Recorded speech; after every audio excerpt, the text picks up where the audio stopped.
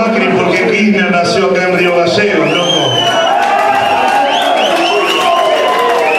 Ojalá que en la próxima, cuando volvamos, estén con mejor ánimo, estén con el corazón, porque siempre se la bancan en las más difíciles. Espero, loco, que tengan dignidad, trabajo, salud, ante todo. Muchas gracias a Sanjua, a Lucas Dolan por hacer posible que Orcas esté acá. Una vez más.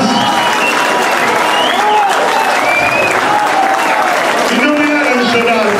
Ya tengo 50 años. Este año cumple 50 el Topo también.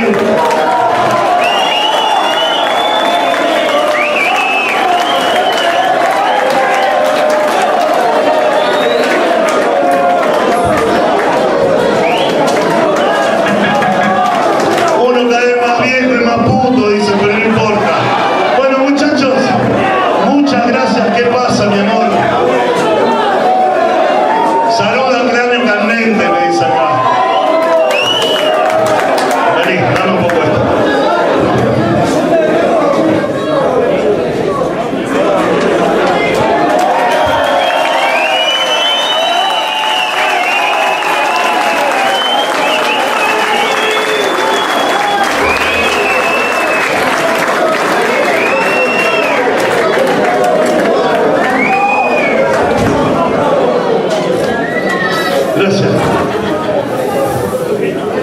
Hay algún infiltrado quizás que viene acá que paga su entrada, ¿no? ¿Vos, gordito? Sin salida para ustedes. Chao, muchachos, gracias.